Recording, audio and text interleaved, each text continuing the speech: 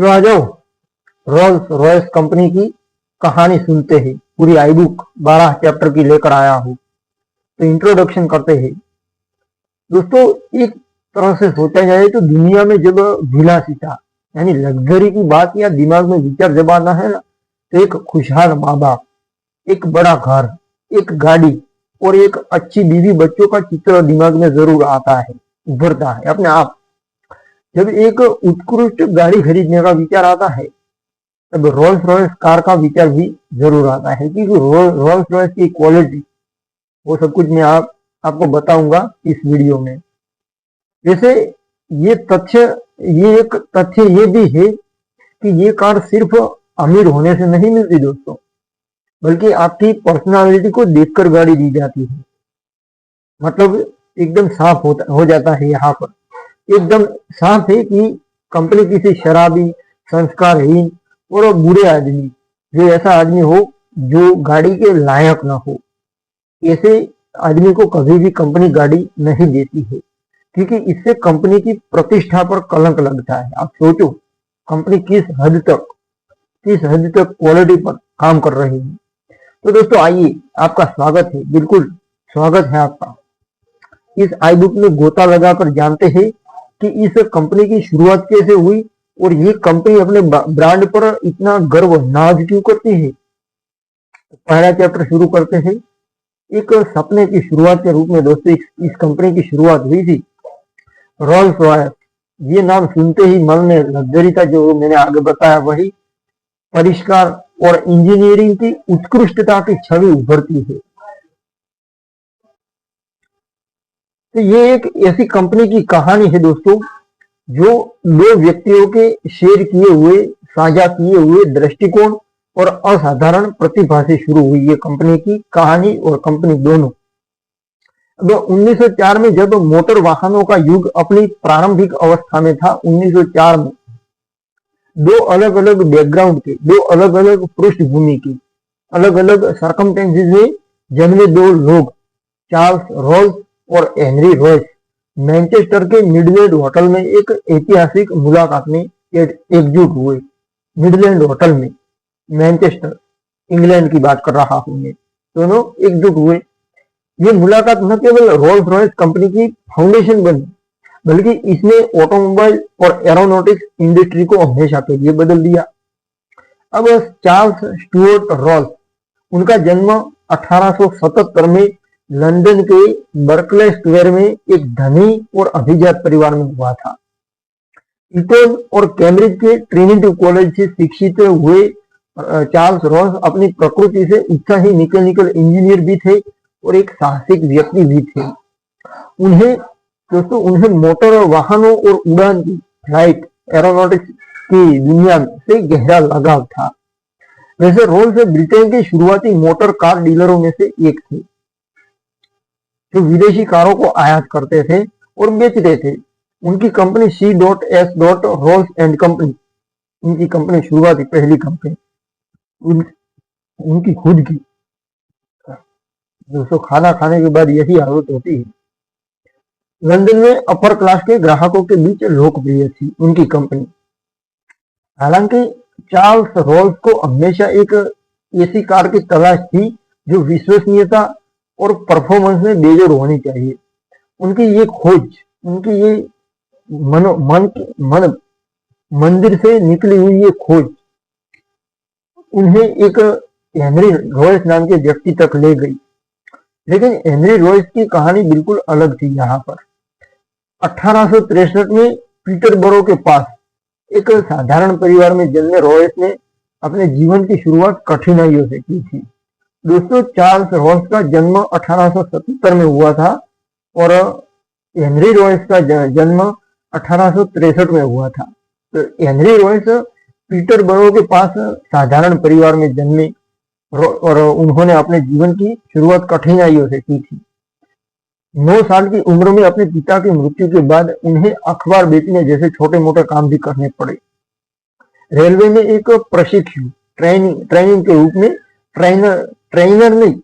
Training के रूप में छोटे काम करते हुए रॉयस ने इंजीनियरिंग की बारीकियां सीखी कि इंजीनियरिंग कैसे होता है, वो सब कुछ बारीक या छोटी छोटी चीजें सीखी। आखिरकार रात में स्व अध्ययन और कठिन परिश्रम ने, रात में वो खुद स्व अध्ययन करते थे, सीखते थे, एनालाइज कर करके सीखते थे और कठिन परिश्रम किया करते थे। उन्हें एक असाधारण और उत्कृष्ट इंजन बनाया, खुद ही अपने आप खुद के दम पर एक उत्कृष्ट और असाधारण इंजीनियर बने।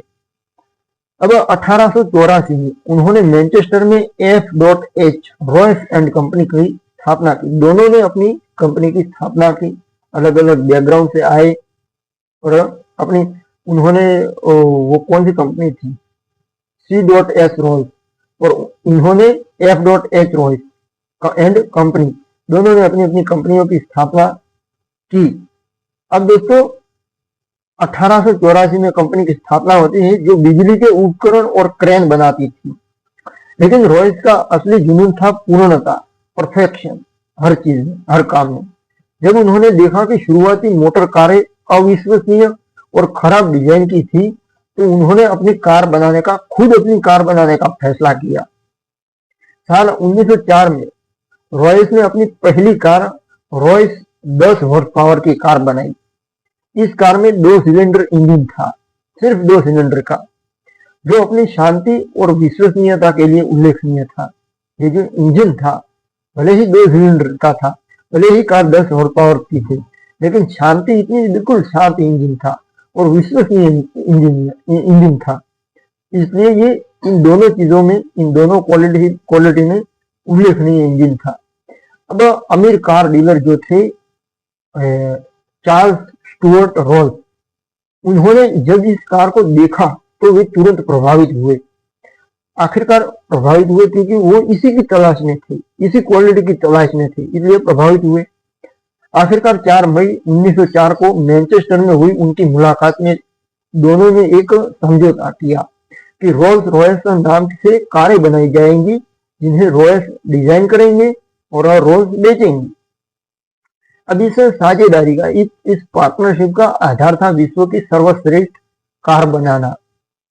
1906 में रोल्स रॉयस ने अपनी पहली कार 40 से 50 हॉर्स पावर की लॉन्च की, जिसे बाद में सिल्वर घोस्ट के नाम से जाना गया।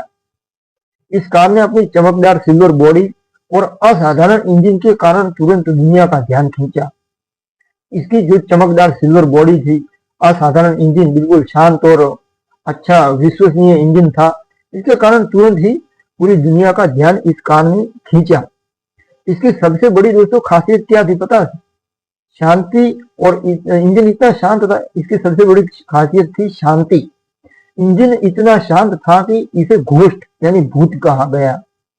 अब क्लॉड जॉनसन, यहाँ पर तीसरे व्यक्ति की एंट्री होती है। तो क्लॉड जॉनसन कंपनी के मैनेजिंग डायरेक्टर बने और उन्होंने सिल्वर घोस्ट को विश्व मंच पर स्थापित किया। अब क्लॉड जॉनसन जो थे तीसरे व्यक्ति, जिन्हें रोल्स रॉयस में आईफोन कहा जाता था, उन्होंने कार के प्रचार के लिए कई रिकॉर्ड तोड़ प्रदर्शन किए, कार के प्रचार के लिए, क्योंकि क्वालिटी सब कुछ अच्छा था। इसलिए 1907 में सिल्वर घोस्ट ने 15,000 मील की यात्रा बिना रुके पूरी की। जो पहली कार रोल्स रॉयस ने बनाई, इसने 15,000 माइल की यात्रा बिना रुके पूरी की थी, जो उस समय एक अभूतपूर्व, कभी न हुई वो ऐसी उपलब्धि थी दोस्तों, कंपनी के लिए भी, और पहले भी कभी भी ऐसी उपलब्धि किसी ने हासिल नहीं की थी। क्योंकि इस शुरुआत में रोल्स रॉयस को, वो मैं बाद में बता दें, पहले बता, क्योंकि पहले क्या होता था कि हैंडल मारकर गाड़ी चालू की जाती थी, आज की तरह नहीं सेल्फ स्टार्ट नहीं होती थी। दूसरी चीज, पहले क्या होता था कि गाड़ियां खराब हो जाया करती थी बीच रास्ते में। तो कुछ दोस्तों इस शुरुआत में रोल्स रॉयस कंपनी को लग्जरी और विश्वसनीयता का प्रतीक बनाया। अब सिल्वर घोस्ट ने न केवल टेक्नोलॉजी एक्सीलेंसी, उत्कृष्टता का मानक स्थापित किया, बल्कि कंपनी को वैश्विक ख्याति भी दिलाई। ये वो नींव थी जिस पर रोल्स रॉयस ने अपनी शानदार विरासत बनाई। अब दोस्तों शुरू करते हैं दूसरा चैप्टर। तो दोस्तों रोल्स रॉयस कंपनी का दूसरा चैप्टर शुरू करते हैं। रोल्स रॉयस कंपनी की सिल्वर घोस्ट कार का युग, ये दूसरा चैप्टर है। रोल्स रॉयस की कहानी में सिल्वर घोस्ट का जो युग था, एक ऐसा सुनहरा समय है जिसने कंपनी को न केवल ऑटोमोबाइल इंडस्ट्री में जायंट बनाया, बल्कि लग्जरी और इंजीनियरिंग की उत्कृष्टता का पर्याय भी बना दिया इस सिल्वर घोस्ट कार ने। 1906 में लॉन्च की गई ये सिल्वर घोस्ट कंपनी की रोल्स रॉयस की कार 40 से 50 हॉर्स पावर की कार थी, जिसे बाद में सिल्वर घोस्ट के नाम से जाना गया। सिल्वर मतलब चांदी कलर और घोस्ट मतलब भूत। भूत इसलिए कहा गया क्योंकि इतनी शांत थी कि ये शोर उसका कम था। अब ये कार थी, इसके नाम से जाना गया। अब ये वो कार थी जिसने टेक्नोलॉजी, इनोवेशन और शिल्प यानी डिजाइन को एक नए लेवल पर पहुंचाया। और ये वो दौर था जब रोल्स रॉयस ने दुनिया को दिखाया कि एक कार सिर्फ परिवहन का साधन ही नहीं बल्कि कला, शान शौकत और विश्वसनीयता का सिंबल भी हो सकती है। वैसे दोस्तों, सिल्वर घोस्ट का नाम एक विशेष कार के चेसिस नंबर 60551 से प्रेरित था। इसका नाम, जिसे 1907 को लंदन मोटर शो में प्रदर्शित किया गया था, जिस चेसिस नंबर की कार से इस कार का नाम दिया गया, उस चेसिस नंबर वाली कार को 1907 को लंदन मोटर शो में प्रदर्शित किया गया था और वहां से इंस्पायर होकर इसका नाम रखा गया द सिल्वर घोस्ट। अब दोस्तों, रोल्स रॉयस के मैनेजिंग डायरेक्टर तीसरे व्यक्ति जो थे और कंपनी की मार्केटिंग स्ट्रेटेजी के मास्टरमाइंड थे क्लॉड जॉनसन, जिसने सिल्वर घोस्ट को विशेष रूप से तैयार करवाया था। ऐसे वैसे नहीं, विशेष रूप से तैयार करवाया था। अब दोस्तों, इसकी चमकदार सिल्वर बॉडी और सिल्वर प्लेटेड फिटिंग्स और असाधारण रूप से शांत इंजन ने इसे उस समय 1907 की मैं बात कर रहा हूं, तुरंत सिल्वर घोस्ट का उपनाम दिलाया उसकी लाक्षणिकता के आधार पर। अब हेनरी रॉयस का डिजाइन दर्शन, हेनरी रॉयस जो थे उनका डिजाइन दर्शन थोड़ा अनूठा था, जो सर्वश्रेष्ठ को और बेहतर बनाने का था। उनका डिजाइन दर्शन ये था, वो इस कार में साकार हुआ था दोस्तों, सिल्वर घोस्ट कार में। अब 6 सिलेंडर और 7 लीटर इंजन जो इस 48 हॉर्स पावर की ताकत उत्पन्न करता था, उस समय की अन्य कारों की तुलना में न केवल शक्तिशाली था बल्कि इतना शांत था कि इसे सुनना भी मुश्किल था। इतना शांत था दोस्तों। बाकी गाड़ी चलती थी तो बिल्कुल वो आते हैं ना डीजल इंजन 1 पिस्टन वाले, उस तरह का दोस्तों होता था। शोर ज्यादा होता था, लेकिन इसमें शोर नहीं था, बिल्कुल शांत इंजन था। अब इसकी स्मूथ राइड और बेजोड़ विश्वसनीयता ने इसे तुरंत अमीर अभिजात वर्ग की पहली पसंद की कार बना दिया। जैसे सिल्वर घोस्ट की असली परीक्षा 1907 में स्कॉटिश रिलायबिलिटी ट्रायल में हुई थी दोस्तों, जब इस ट्रायल में कार ने 15,000 माइल की कठिन यात्रा को बिना किसी मैकेनिकल खराबी के पूरा किया था, जो उस समय की मोटर कारों के लिए एक असाधारण उपलब्धि थी दोस्तों। शुरुआती कारें अक्सर बीच रास्ते में खराब हो जाया करती थी, लेकिन सिल्वर घोस्ट ने हर चुनौती को आसानी से पार किया क्योंकि उसमें क्वालिटी थी। अब मैनेजिंग डायरेक्टर क्लॉड जॉनसन ने सिल्वर घोस्ट की इस उपलब्धि को जाहिर करने का सुनहरा अवसर बनाया। इस उपलब्धि के माध्यम से कार को एडवर्टाइज करने का सुनहरा अवसर बनाया। उन्होंने जर्नलिस्ट यानी न्यूज वाले, मीडिया वाले आते हैं उनको, संभावित जो उनके कस्टमर होने वाले थे उनको, और ऑटोमोबाइल के उत्साही जो थे उनको दिखाया कि सिल्वर घोस्ट न केवल शानदार एक कार थी बल्कि वो एक ऐसी मशीन थी जिस पर भरोसा किया जा सकता था। ऐसे होती है दोस्तों ब्रांड। अब आप सोचोगे कि रोल्स रॉयस अपने ब्रांड पर इतना गर्व क्यों करता है, इसका जवाब तो आपको मिल गया। करीब 4 साल बाद फिर से 1911 में लंदन एडिनबर्ग ट्रायल में सिल्वर घोस्ट ने एक और रिकॉर्ड बनाया, जब इसने 27 माइल प्रति गैलन की प्रभावशाली फ्यूल एफिशिएंसी दिखाई थी। अब ये शांत था, विश्वसनीय था। दूसरी चीज, ये कार फ्यूल में भी एफिशिएंट थी। तो ये प्रदर्शन जो हुआ 1911 में उस युग में अभूतपूर्व था, क्योंकि अधिकांश कारें फ्यूल एफिशिएंसी में इसका मुकाबला नहीं कर सकती थी रोल्स रॉयस का। आखिरकार सिल्वर घोस्ट की सफलता ने रोल्स रॉयस को वैश्विक बाजार में, न सिर्फ इंग्लैंड या यूरोप में बल्कि पूरी बाजार में एक मजबूत पहचान दी। ये कार यूरोप के धनी अभिजात वर्ग, अमेरिका के उद्योगपति और भारत के जो शाही परिवार थे, शाही राजा महाराजा के घराने थे, उनकी पहली पसंद की कार बन गई इसकी क्वालिटी के कारण। खासतौर पर भारतीय बाजार में सिल्वर घोस्ट ने एक विशेष पैठ जमाई थी। साल 1906 से साल 1914 तक रोल्स रॉयस ने अपनी लगभग 20% कारें भारत को निर्यात की थी। उस दौरान मैसूर, बड़ौदा, ग्वालियर और हैदराबाद जैसी रियासतों के महाराजाओं ने सिल्वर घोस्ट को अपने शाही बेड़े का गहना बनाया। कुछ महाराजाओं ने तो अपनी कारों को सोने, चांदी और रत्नों से भी सजवाया, जिससे ये कारें उनकी शाही प्रतिष्ठा और वैभव का हिस्सा बन गई। दोस्तों, उस समय भारत के प्रत्येक महाराजा के पास एवरेज औसतन 3.5 रोल्स रॉयस कारें होने का अनुमान था। सिल्वर घोस्ट की लोकप्रियता ने रोल्स रॉयस को एक ब्रांड के रूप में स्थापित किया, जो न केवल टेक्नोलॉजी उत्कृष्टता का सिंबल था, बल्कि भोगविलास और वैभव का भी सिंबल था। अब दोस्तों, रोल्स रॉयस की इस कार ने कंपनी को कहीं उस ऊंचाई पर पहुंचाया जिस ऊंचाई से वह विश्व की सबसे प्रतिष्ठित ऑटोमोबाइल निर्माता कंपनियों में शुमार हुई। अब सिल्वर घोस्ट का युग रोल्स रॉयस की उस विरासत की फाउंडेशन था जो आज भी दुनिया भर में सम्मानित है। तो दोस्तों, ये था सिल्वर घोस्ट का युग। अब तीसरा चैप्टर शुरू करते हैं। तो तीसरा चैप्टर है दोस्तों, प्रथम विश्व युद्ध के परिदृश्य में नई दिशा की ओर रोल्स रॉयस कंपनी। अब दोस्तों, कंपनी की शुरुआत हुई और प्रथम विश्व युद्ध का सर्जन हुआ, प्रथम विश्व युद्ध शुरू हुआ और उस युद्ध के परिदृश्य में एक नई दिशा की ओर गई रोल्स रॉयस कंपनी। तो रोल्स रॉयस की कहानी में प्रथम विश्व युद्ध 1914 से 1918 तक का समय एक महत्वपूर्ण मोड़ था, जब सिल्वर घोस्ट की सफलता ने कंपनी को लग्जरी और ऑटोमोबाइल इंजीनियरिंग के शिखर पर पहुंचाया था। लेकिन युद्ध रोल्स रॉयस को एक नई दिशा में ले गया, एरोनॉटिक्स इंजन के निर्माण की दुनिया में।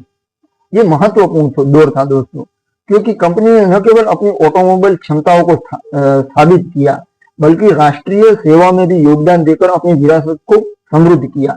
अब प्रथम विश्व युद्ध की शुरुआत के साथ ब्रिटेन की अर्थव्यवस्था, उद्योग और शायद सब कुछ युद्ध पर केंद्रित हो गया। रोल्स रॉयस जो उस दौरान अपनी सिल्वर घोस्ट कारों के लिए जानी जाती थी, लेकिन युद्ध में उसको सरकारी दबाव में सेना के लिए शस्त्र उत्पादन में योगदान देना पड़ा था। युद्ध हो चुका था, इसलिए शस्त्र उत्पादन में पूरी की पूरा जो सरकारी और उद्योग पूरा का पूरा तंत्र था वो युद्ध पर केंद्रित हो गया था। उसके कारण रोल्स रॉयस को भी युद्ध पर केंद्रित होना पड़ा और शस्त्र उत्पादन करने पड़े थे। अब हेनरी रॉयस, जिनका पैशन हमेशा से इंजीनियरिंग की पूर्णता में था, वो चाहे किसी भी रोल्स रॉयस बनानी हो या विमान बनाना, फाइटर जेट बनाना हो, उनकी जो इंजीनियरिंग की परफेक्शन में उनका पैशन था, जुनून था, तो उन्होंने इस चुनौती को एक अवसर के रूप में देखा। आखिरकार कंपनी ने युद्ध के लिए बख्तरबंद कारों का निर्माण शुरू किया, जो सिल्वर घोस्ट की क्वालिटी पर आधारित थी। सब की सब जो बनाया, जो किया, वो बेस्ट किया दोस्तों। इसके कारण रोल्स रॉयस इतनी जो है वो है। रोल्स रॉयस के बख्तरबंद वाहन, जिन्हें रोल्स रॉयस आर्म्ड कार्स कहा गया, अपनी मजबूती और विश्वसनीयता के लिए युद्ध के मैदानों में भी प्रसिद्ध हुए। दोस्तों, ये वाहन वेस्टर्न मोर्चे और मिडिल ईस्ट में ब्रिटिश सेना के लिए महत्वपूर्ण साबित हुए। विशेष रूप से लॉरेंस ऑफ अरेबिया जैसे प्रसिद्ध सैन्य लीडर का अभियान है, उन अभियानों में भी एक महत्वपूर्ण उनके साधन और उनके व्हीकल रोल्स रॉयस के महत्वपूर्ण साबित हुए। हालांकि रोल्स रॉयस की सबसे महत्वपूर्ण अचीवमेंट युद्ध के दौरान एरोनॉटिक्स इंजन निर्माण में प्रवेश था। ये उसकी महत्वपूर्ण उपलब्धि थी।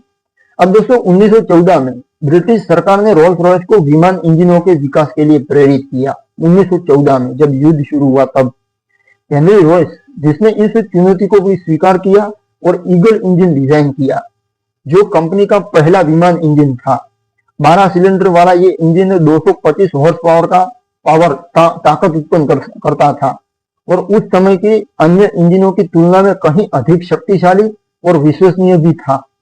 अब ईगल इंजन ने 1914 में बना और 1915 में अपनी पहली उड़ान भरी और जल्द ही ये मित्र देश जो थे इंग्लैंड के, उनके विमानों में विमान जैसे हैंडली पेज बॉम्बर जो बॉम्ब गिराते हैं, उस विमान का प्रमुख इंजन बन गया। अब युद्ध के अंत तक रोल्स रॉयस के ईगल इंजन ने मित्र देशों में लगभग आधे विमानों में योगदान दिया, उनके इंजन में। और इस महत्वपूर्ण योगदान के कारण रोल्स रॉयस की टेक्नोलॉजी श्रेष्ठता का लोहा माना गया था कि भाई सोचना पड़ेगा कि इसकी क्वालिटी क्या आगे तो कुछ नहीं।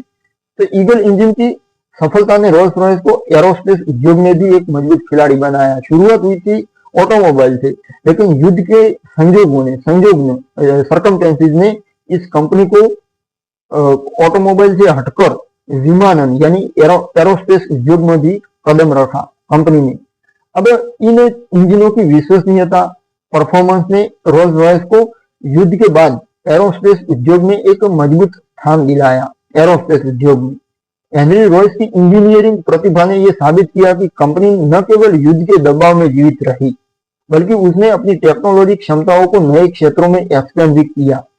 अब युद्ध के संयोग ने रोल्स रॉयस की उत्पादन क्षमता को भी अपने आप बढ़ाया, क्योंकि सरकार का और पूरे के पूरे एडमिनिस्ट्रेशन का, पूरे की पूरी सरकार और सबका सहयोग था, सपोर्ट था रोल्स रॉयस कंपनी को, जिसके कारण उसकी उत्पादन क्षमता अपने आप बढ़ गई। बाकी उत्पादन क्षमता बढ़ाने के लिए खुद करना पड़ता है। अब डर्बी में कंपनी का कारखाना बड़ा हुआ। डर्बी जगह जो है वहां पर कंपनी का कारखाना बड़ा किया गया और हजारों कर्मचारियों को नियुक्त किया गया। लेकिन इसके साथ युद्ध के बाद, अब युद्ध पूरा हुआ और उसके बाद ऑटोमोबाइल बाजार में कारों की मांग कम हो गई। क्यों? क्योंकि जो युद्ध हुआ, पूरी की पूरी दुनिया का युद्ध, उसने पूरी दुनिया की अर्थव्यवस्थाओं को बुरी तरह प्रभावित किया था। रोल्स रॉयस ने इस चुनौती का भी सामना करते हुए अपने ऑटोमोबाइल प्रोडक्शन को फिर से शुरू किया। लेकिन एरोनॉटिक्स इंजन निर्माण में उनकी विशेषज्ञता, एक्सपर्टीज ने भविष्य के लिए एक नई फाउंडेशन रखी। जैसे प्रथम विश्व युद्ध के संयोग ने रोल्स रॉयस को एक ऑटोमोबाइल निर्माता से कहीं अधिक बनाया। ये अब एक ऐसी कंपनी थी जो युद्ध और शांति दोनों परिदृश्य में उत्कृष्टता प्रदान कर सकती थी, जो इसकी बहुत बड़ी खासियत है। उत्कृष्टता, यही बड़ी खासियत है रोल्स रॉयस कंपनी की। तो दोनों परिदृश्य में अपनी उत्कृष्टता दिखा सकती थी। ये कंपनी की क्वालिटी है, कंपनी की यूनिकनेस है।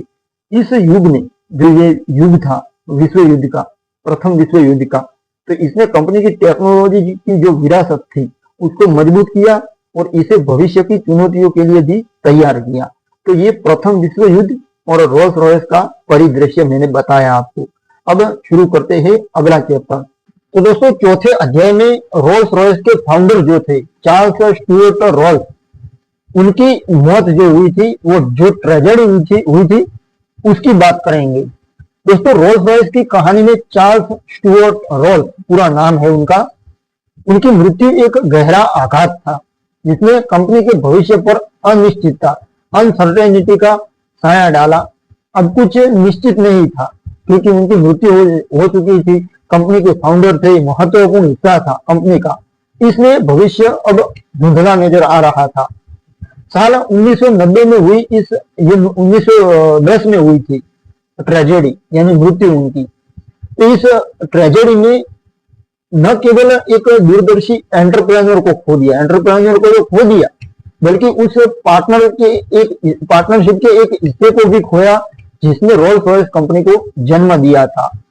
फिर भी हेनरी रॉयस जो थे दूसरे को फाउंडर और मैनेजिंग डायरेक्टर क्लॉड जॉनसन थे, ये दोनों ने मिलकर बाद में उनकी मृत्यु हुई और हेनरी रॉयस और मैनेजिंग डायरेक्टर जो थे क्लॉड जॉनसन, उन दोनों की दृढ़ता और उन दोनों के नेतृत्व ने सुनिश्चित किया कि कंपनी अब इस दुखद घटना से उबर कर और मजबूत होकर उभरेंगी। ये उन्होंने सुनिश्चित किया कि अब हमें यही करना है। अब उन्होंने हमारा ये अध्याय चार्ल्स स्टुअर्ट रॉल्स की जिंदगी, अब ये हमारा अध्याय जो है उनकी ट्रेजेडी के बारे में है, चार्ल्स स्टुअर्ट रॉल्स के बारे में है। इसको मैंने विशेष रखा है, इसलिए उस पर बात करेंगे। तो चार्ल्स स्टुअर्ट रॉल्स की जिंदगी के बारे में नजर डालेंगे, उनकी साहसिकता किस हद तक थी इसके बारे में जानेंगे, उनकी मृत्यु के बाद की कंपनी की दिशा को भी रेखांकित करेंगे। तो चलो शुरू करते हैं। जैसे 1877 में लंदन के एक अभिजात परिवार में जन्मे चार्ल्स स्टुअर्ट रॉल्स एक असाधारण व्यक्तित्व थे। दोस्तों, रॉल्स ने ईटन और कैम्ब्रिज के ट्रिनिटी कॉलेज में शिक्षा प्राप्त की, जहां उन्होंने मैकेनिकल इंजीनियरिंग में अपनी रुचि और सामर्थ्य दोनों को विकसित किया। ये न केवल जो ये चार्ल्स स्टुअर्ट रॉल्स थे, ये न केवल एक कुशल टैलेंटेड इंजीनियर थे, बल्कि एक साहसी और इनोवेशन के प्रति उत्साही व्यक्ति भी थे। इनोवेशन के प्रति और साहस के प्रति उत्साही व्यक्ति है कि कुछ साहस करना चाहिए जिंदगी में, कुछ इनोवेशन, कुछ नया करना चाहिए जिंदगी में। इस दोनों पहलू पर उत्साही व्यक्ति थे। अब मोटर कारों के प्रति उनके जुनून ने ही, जो मोटर कारों के प्रति उनका जुनून था, उसी ने ही उन्हें ब्रिटेन के शुरुआती कार डीलरों में से एक बनाया। और उनकी कंपनी जो थी C.S. रोल्स एंड कंपनी, इसने अमीर वर्ग के जो कस्टमर थे उनके बीच ख्याति अर्जित की थी, इसी के कारण, पैशन के कारण। लेकिन रोल्स, चार्ल्स स्टुअर्ट रोल्स, पूरा नाम ही बोलूंगा क्योंकि रोल्स रॉयस एक हो जाता है, मिस्टेक दिमाग में, वो क्या कहते हैं, मेरे लिए मेरा एक्सपीरियंस बोल रहा हूँ।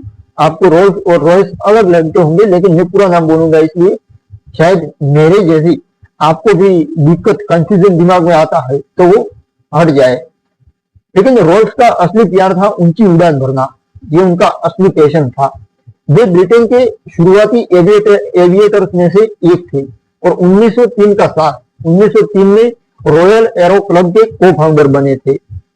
अब 1903 में वो एरो क्लब के को फाउंडर बने और 1910 में वे इंग्लिश चैनल को दोनों दिशाओं में पार करने वाले पहले व्यक्ति बने। इंग्लिश चैनल को दोनों दिशाओं में पार करने वाले पहले व्यक्ति बने। ये एक ऐसी उपलब्धि थी जिसने उन्हें राष्ट्रीय हीरो बना दिया इंग्लैंड का। हालांकि 12 जुलाई 1910 को एक हवाई परफॉर्मेंस के दौरान चार्ल्स स्टुअर्ट रोल्स की जिंदगी ट्रेजिक रूप से, बिल्कुल त्रासदी रूप से समाप्त हो गई। अब आपके मन में सवाल होगा कि आखिरकार हुआ क्या था इस ट्रेजेडी में। जो तो बर्नमाउथ में आयोजित एक उड़ान प्रदर्शन आयोजित हुआ था। तो इस उड़ान परफॉर्मेंस के दौरान उनके राइट ब्रदर्स डिजाइन किए गए विमान की पूंछ टूट गई और विमान 20 फीट की ऊंचाई से जमीन पर गिर गया। ये हुआ केवल 32 साल की उम्र में, दोस्तों 32 साल की उम्र में चार्ल्स रोल्स की मृत्यु हो गई और वे ब्रिटेन के अंदर विमान दुर्घटना में मरने वालों में से पहले व्यक्ति बने। ये न केवल रोल्स रॉयस कंपनी के लिए बल्कि पूरे ब्रिटिश एरोनॉटिक समुदाय के लिए एक बड़ा झटका था दोस्तों। उसी तरह चार्ल्स स्टुअर्ट रोल्स, उनकी मृत्यु के बाद कंपनी पर भी गहरा प्रभाव डाला था उनकी मृत्यु ने। अब वे न केवल कंपनी के को फाउंडर थे बल्कि कंपनी के प्रमुख मार्केटिंग मैन भी थे और सेल, यानी जो मार्केटिंग सेल करनी होती है ना, सेल का दो मतलब होता है, फायदा और बिक्री। तो बिक्री के स्ट्रेटेजिस्ट थे, रणनीतिकार थे। ये दोनों पहलू पर उनकी मास्टरी थी, मास्टरमाइंड थे। वैसे उनकी ही करिश्माई व्यक्तित्व और अपर क्लास में संबंधों ने सिल्वर घोस्ट को अभिजात वर्ग के बीच लोकप्रिय बनाया था दोस्तों। उनके ही व्यक्तित्व ने, उनकी ही प्रतिभा ने, उनके ही व्यक्तित्व ने सिल्वर घोस्ट को अभिजात वर्ग और दूसरे पहलू पर भी सफलता दिलवाई थी। अब चार्ल्स स्टुअर्ट रोल्स की अनुपस्थिति, अब वो नहीं रहे थे बाद में और उनकी ट्रेजिक रूप से मृत्यु हुई थी। तो उनकी अनुपस्थिति में हेनरी रॉयस और क्लॉड जॉनसन मैनेजिंग डायरेक्टर थे, एक को फाउंडर थे, उन दोनों पर भारी जिम्मेवारी डाल दी। अब हेनरी रॉयस जो हमेशा इंजीनियरिंग के टेक्नोलॉजी पहलुओं में डूबे रहते थे, हेनरी रॉयस, लेकिन उनको अब कंपनी के नेतृत्व में भी ज्यादा सक्रिय एक्टिव रोल निभाना पड़ा। उनकी सेहत जो पहले से ही कमजोर थी, इस तनाव से और प्रभावित हुई, उनकी सेहत भी प्रभावित हुई। फिर भी हेनरी रॉयस ने अपनी पूर्णता, परफेक्शन की जो खोज थी, उसको कभी नहीं छोड़ा दोस्तों। मैनेजिंग डायरेक्टर थे क्लॉड जॉनसन, जिन्हें कंपनी में आइकन कहा जाता था। तो उन्होंने इस संकट में कंपनी के नेतृत्व की बागडोर संभाली। जॉनसन थे, क्लॉड जॉनसन, उन्होंने भी न केवल कंपनी की मार्केटिंग स्ट्रेटेजी को मजबूत किया बल्कि रोल्स रॉयस कंपनी की प्रतिष्ठा को और ऊंचा उठाया। और जो क्लॉड जॉनसन थे, उनका भी यहाँ पर भूमिका अभिनव थी। तो उन्होंने सिल्वर घोस्ट के प्रचार के लिए कई रिकॉर्ड तोड़ प्रदर्शन समारोह आयोजित किए। ये मार्केटिंग का एक तरीका होता है, एक समारोह बनाकर समारोह आयोजित करके अपनी प्रोडक्ट है उसको, उसका परफॉर्मेंस दिखाना पब्लिक को, ये एक मार्केटिंग का तरीका होता है। तो उन्होंने सिल्वर घोस्ट के प्रचार के लिए कई रिकॉर्ड तोड़ प्रदर्शन समारोह आयोजित किए क्लॉड जॉनसन ने, जैसे कि 1911 का लंदन एडिनबर्ग ट्रायल, जिसने कार की विश्वसनीयता और एफिशिएंसी दोनों को फिर से साबित किया। विश्वसनीयता और एफिशिएंसी दोनों को फिर से साबित किया। पहले भी साबित कर चुकी थी कंपनी की कार, लेकिन फिर से साबित किया। अब क्लॉड जॉनसन की स्ट्रेटेजी थी कि रोल्स रॉयस को केवल अमीरों की कार नहीं बल्कि विश्व की सर्वश्रेष्ठ कार के रूप में स्थापित किया जाए। हमें सिर्फ वो बेस्ट कार नहीं बनानी है, सर्वश्रेष्ठ नहीं बनानी है, सर्वश्रेष्ठ से भी ऊपर बनाना है। ये थी दोस्तों रोल्स रॉयस की डिजाइन दर्शन। तो उन्होंने कहा कि हमें सिर्फ अमीरों की कार नहीं बल्कि विश्व की सर्वश्रेष्ठ और उससे भी ऊपर क्वालिटी की कार बनानी है।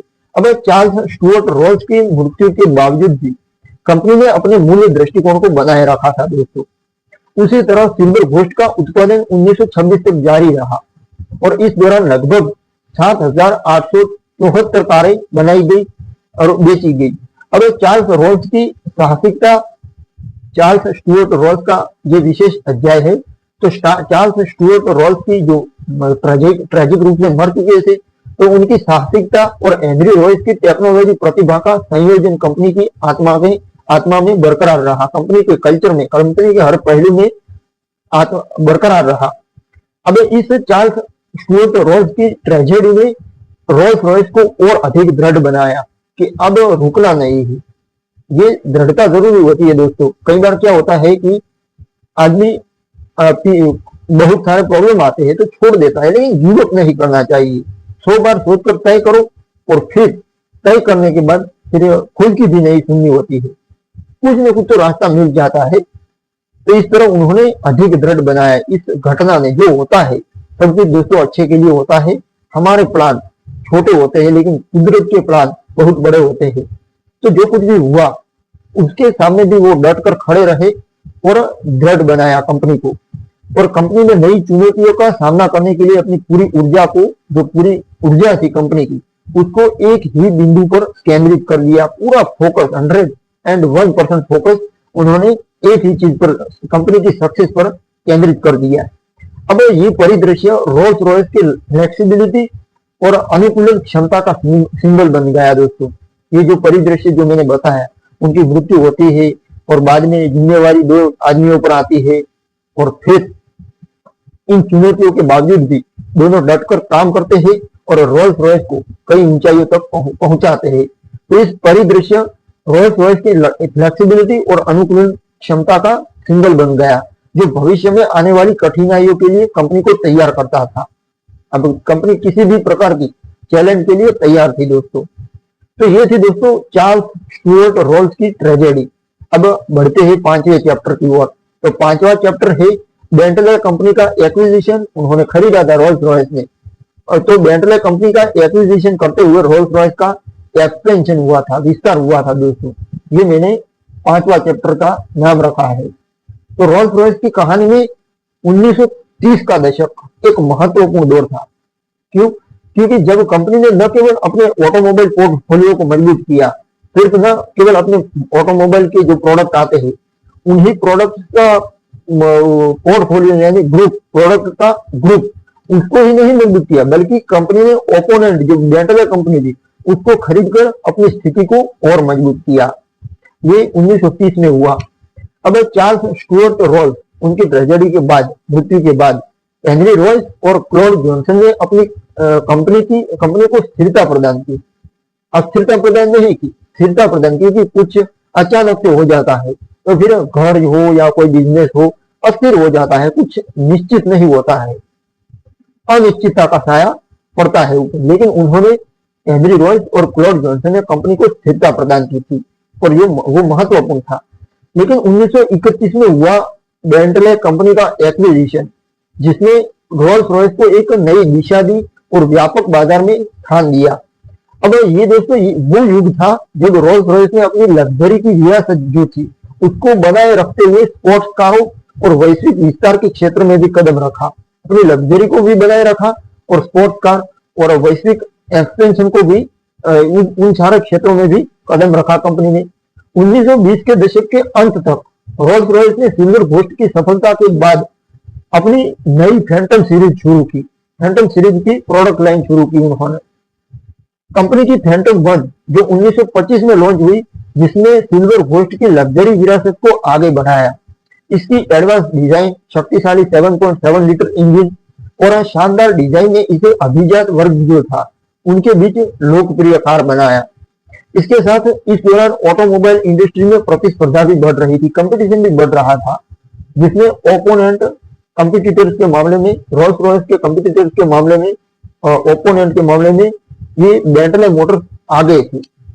तो इसके साथ प्रतिस्पर्धा बढ़ रही थी। इस परिदृश्य में, इस कंडीशन में ओपोनेंट बेंटले मोटर्स जो अपनी रेसिंग कारों और स्पोर्टी डिजाइनों के लिए जानी जाती थी और रोल्स रॉयस की प्रमुख प्रतिस्पर्धी कंपनी थी। अब ये रास्ते के बीच एक प्रकार का रोड़ा था और रोल्स रॉयस की प्रतिस्पर्धी कंपनी बेंटले ने ले मेंस 24 घंटे की रेस में 1924 बेंटले की मैं बात कर रहा हूँ, ले मेंस 24 घंटे की रेस में 1924, 1927, 1928, 1929 और 1930 में विक्ट्री हासिल की थी दोस्तों इस रेस में। और ये उपलब्धि थी बेंटले मोटर्स की, जिसने इसे एक मजबूत ब्रांड के रूप में स्थापित किया। इस उपलब्धियों ने 1924 से लेकर 1930 तक की रेस में विक्ट्री में इस उपलब्धियों ने एक बेंटले कंपनी को एक मजबूत ब्रांड के रूप में स्थापित किया। लेकिन 1929 का साल वैश्विक आर्थिक मंदी ने बेंटले को फाइनेंस संकट में डाल दिया, पैसे नहीं थे और कंपनी दिवालिया होने की कगार पर पहुंच जाती है। आखिरकार 1931 में रोल्स रॉयस ने एक स्ट्रेटेजिक कदम उठाया और बेंटले मोटर्स को खरीद लिया। ये जो रोल्स रॉयस का एक्विजिशन था एक नाटकीय घटना थी। क्योंकि बेंटले को शुरू में नेपियर एंड सन द्वारा खरीदे जाने की उम्मीद थी। नेपियर एंड सन जो कोई ग्रुप होगा, कोई कंपनी होगी, तो उनके द्वारा खरीदे जाने की उम्मीद थी। लेकिन रोल्स रॉयस ने गुप्त रूप से बोली लगाकर बेंटले को अपने कब्जे में ले लिया। इसी एक्विजिशन में रोल्स रॉयस को न केवल बेंटले की रेसिंग विरासत दी और टेक्नोलॉजी विशेषज्ञता तक पहुंच प्रदान की, बल्कि रोल्स रॉयस को स्पोर्ट्स कारों का जो बाजार था उसमें भी प्रवेश करने का अवसर भी दिया इस एक्विजिशन ने। जैसे रोल्स रॉयस ने बेंटले को अपने ब्रांड के तहत एक अलग पहचान दी, जहां बेंटले कारें रोल्स रॉयस की तुलना में अधिक स्पोर्टी और परफॉर्मेंस उन्मुख थी। अब बेंटले को खरीदने के बाद रोल्स रॉयस ने 1933 में पहली बेंटले 3.5 लीटर कार लॉन्च की, जिसे साइलेंट स्पोर्ट्स कार कहा गया। अब रोल्स रॉयस की बनाई गई ये कार सिल्वर घोस्ट और फैंटम की विश्वसनीयता को बेंटले की रेसिंग प्रतिष्ठा के साथ जोड़ती थी। दोस्तों, रोल्स रॉयस की जो बनाई गई सिल्वर घोस्ट और फैंटम रोल्स रॉयस की बनाई गई बेंटले के द्वारा बनाई गई, यानी बेंटले को खरीदने के बाद बनाई गई ये कार सिल्वर घोस्ट और फैंटम जो खुद की थी, रोल्स रॉयस की कंपनी की थी, उनकी विश्वसनीयता को बेंटले की रेसिंग प्रतिष्ठा के साथ जोड़ती थी। बेंटले का अलग था मार्केट, रेसिंग का, स्पोर्टी डिजाइनों का था, लेकिन यहाँ पर रोल्स रॉयस का वो क्या कहते क्वालिटी का था। तो इस तरह दोनों पहलू पर रोल्स रॉयस छा गई, प्रतिष्ठा के साथ जोड़ी गई, रेसिंग प्रतिष्ठा के साथ। इसने रोल्स रॉयस को उन ग्राहकों तक, उन कस्टमर तक पहुंचने में मदद की जो लग्जरी के साथ साथ स्पीड और रोमांस की तलाश में थे। बेंटले की कारें हालांकि रोल्स रॉयस की तुलना में कम कीमत वाली थी, फिर भी हाई क्वालिटी, आकर्षक डिजाइन का प्रतीक थी। इस दौरान रोल्स रॉयस ने अपने ऑटोमोबाइल और एरोनॉटिक्स इंजन दोनों क्षेत्रों में विस्तार किया। अब फैंटम 2 आई, जो 1929 में आई थी, लॉन्च की गई थी, जिसने कंपनी की इंजीनियरिंग क्षमताओं को सबके सामने प्रदर्शित किया कि इंजीनियरिंग के मामले में रोल्स रॉयस का क्षमताएं कितनी है, कितना सामर्थ्य है, तो सब कुछ इस फैंटम 2 में प्रदर्शित हुआ सबके सामने। इस कार में बेहतर सस्पेंशन और एक बेहतरीन शक्तिशाली इंजन था, जिसने इसे लंबी दूरी की यात्राओं के लिए परफेक्ट कार बनाया। इसके साथ ही कंपनी ने अपने एरोस्पेस इंजन विभाग जो था उसको भी मजबूत किया, विशेष रूप से आर इंजन बनाकर, आर नाम का इंजन बनाया उन्होंने। इस इंजन ने 1929 और 1931 में सुपर मरीन S.6B विमान को स्नाइडर ट्रॉफी जीतने में मदद की थी। अब ये दोस्तों बिजनेस के मामले में उस वक्त की जो मार्केटिंग शैली थी वो एडवर्टाइजमेंट की थी। पर्सनली किसी के पास मोबाइल था नहीं, आज जैसे यूट्यूब पर एडवर्टाइजमेंट कर सकते हैं हम, वो जमाना अलग था दोस्तों। उस जमाने में एडवर्टाइजमेंट करने के लिए समारोह आयोजित करने पड़ते थे और उसमें जो जीतता था उसको लोग अपनाते थे। इस तरह स्नाइडर ट्रॉफी जीतने में उस विमान को S.6B विमान को स्नाइडर ट्रॉफी जीतने में मदद की थी उनके आर इंजन ने, रोल्स रॉयस के आर इंजन ने। अब इस विक्ट्री ने रोल्स रॉयस की टेक्नोलॉजी प्रतिष्ठा को और बढ़ाया। पूरी दुनिया में रोल्स रॉयस ने अपने बाजार का एक्सपेंशन किया, विशेष रूप से भारत और मिडिल ईस्ट जैसे क्षेत्रों में, जहां शाही परिवारों और अमीर कस्टमर ने कंपनी की कारों को उत्साहपूर्वक अपनाया। अब बेंटले के एक्विजिशन ने रोल्स रॉयस को एक अधिक डाइवर्स और लचीला ब्रांड बना दिया, क्योंकि स्पोर्ट और स्पीड उसमें भी उनका बाजार में हिस्सेदारी शामिल हुई और क्वालिटी जो उनका खुद का था उसमें भी, लग्जरी में भी उनकी, लग्जरी बाजार में भी उनकी, लग्जरी बाजार मतलब एक प्रकार की लग्जरी बस भी आती है वो नहीं, लग्जरी मतलब विलासिता, उस बाजार में भी एक लचीला ब्रांड बना दिया जो विभिन्न प्रकार के हेट्रोजीनियस कस्टमर क्लास को आकर्षित कर सकता था। ये युग कंपनी के लिए एक स्ट्रेटेजिक विस्तार का समय था दोस्तों, जिसने इसे आगामी द्वितीय विश्व युद्ध जो आने वाला था उसकी चुनौतियों के लिए तैयार किया था। तो ये था दोस्तों रोल्स रॉयस का एक्सपेंशन और बेंटले कंपनी का एक्विजिशन। अब बढ़ते हैं अगले चैप्टर की ओर, छठे चैप्टर की ओर, जिसका नाम है द्वितीय विश्व युद्ध और रोल्स रॉयस के मर्लिन इंजन का परफॉर्मेंस। अब दोस्तों द्वितीय विश्व युद्ध शुरू हुआ तो इसमें कंपनी का जो मर्लिन इंजन था वो हाईलाइट हुआ। इतिहास में भी हाईलाइट होता है और जब जब इस कंपनी की इतिहास में जाते हैं तब मर्लिन इंजन उसका परफॉर्मेंस और उसकी भूमिका जरूर उसका उल्लेख किया जाता है, तो उसका उल्लेख मैं भी करता हूँ। रोल्स रॉयस की कहानी में द्वितीय विश्व युद्ध 1939 से 1945 तक का समय एक ऐसा युग था जिसने कंपनी को पूरी दुनिया में एक टेक्नोलॉजी जायंट के रूप में स्थापित किया था। अब प्रथम विश्व युद्ध के दौरान ईगल इंजन की सफलता ने, जो प्रथम विश्व युद्ध के दौरान उन्होंने ईगल इंजन बनाया था, ये कंपनी न केवल ऑटोमोबाइल में काम करती थी और करती है, लेकिन एरोस्पेस इंडस्ट्री में भी काम करती थी और ऑटोमोबाइल में भी काम करती थी। तो उन्होंने प्रथम विश्व युद्ध के दौरान ईगल इंजन बनाया था, सक्सेसफुली बनाया था और सफल भी हुआ था।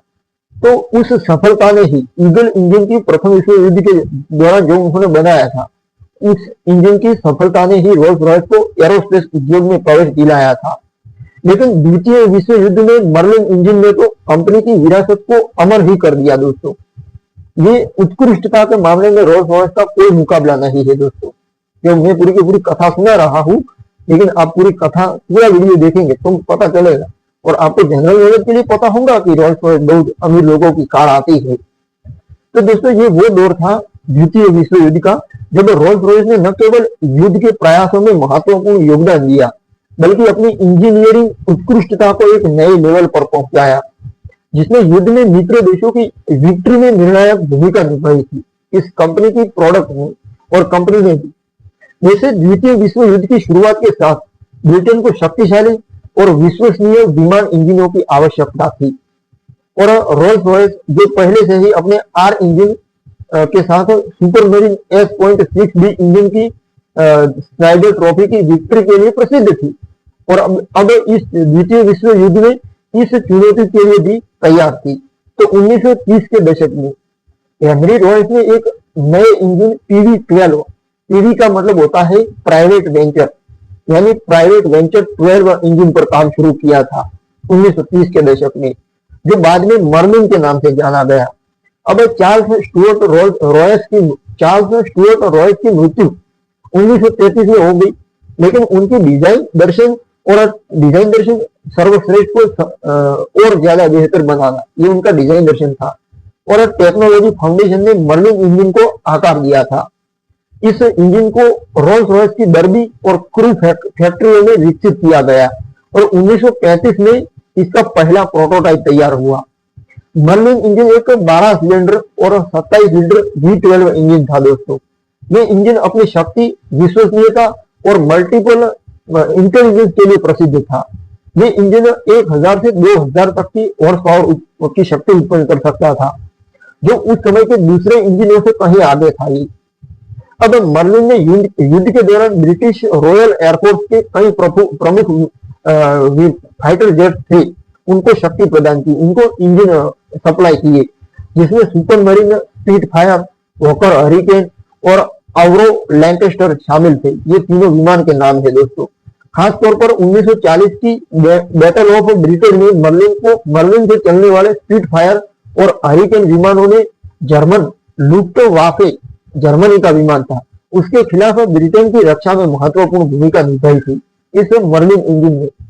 तो इस युद्ध में मर्लिन इंजन को एक युद्ध विजेता, वॉर विक्ट्री वाला इंजन के रूप में स्थापित किया।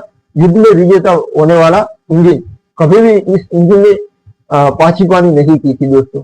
इस तरह की इसकी परफॉर्मेंस थी, इस तरह का इसकी क्वालिटी थी। अब रोल्स रॉयस ने युद्ध के दौरान उत्पादन को अभूतपूर्व लेवल तक बढ़ाया।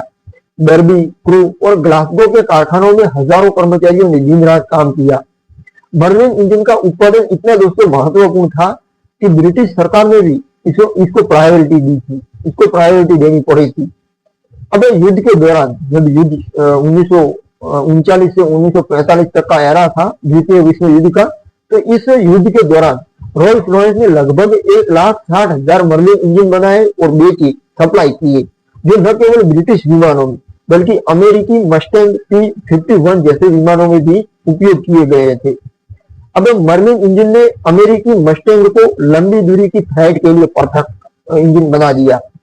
इंजन भी परफेक्ट था और फ्लाइट यानी विमान भी परफेक्ट था, लंबी दूरी की यात्रा के लिए, फ्लाइट के लिए, जिससे मित्र देश जो थे उनको यूरोप में हवाई ट्रांसपोर्टेशन की श्रेष्ठता हासिल हुई।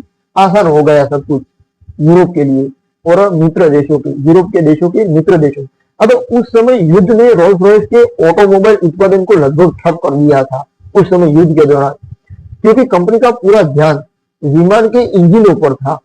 फिर भी इसने कंपनी की टेक्नोलॉजी विशेषज्ञता को और निखारा।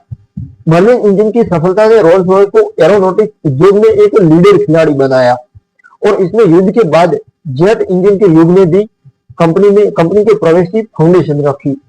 आखिरकार युद्ध के बाद रोल्स रॉयस ने अपने ऑटोमोबाइल उत्पादन को फिर से शुरू किया। 1946 में कंपनी ने सिल्वर रेथ मॉडल लॉन्च किया। ये युद्ध के बाद रोल्स रॉयस की पहली प्रमुख कार थी दोस्तों। लेकिन मर्लिन इंजन की विरासत ने रोल्स रॉयस को एक ऐसी कंपनी बनाया जो ऑटोमोबाइल और एरोस्पेस दोनों क्षेत्रों में उत्कृष्टता रखती थी।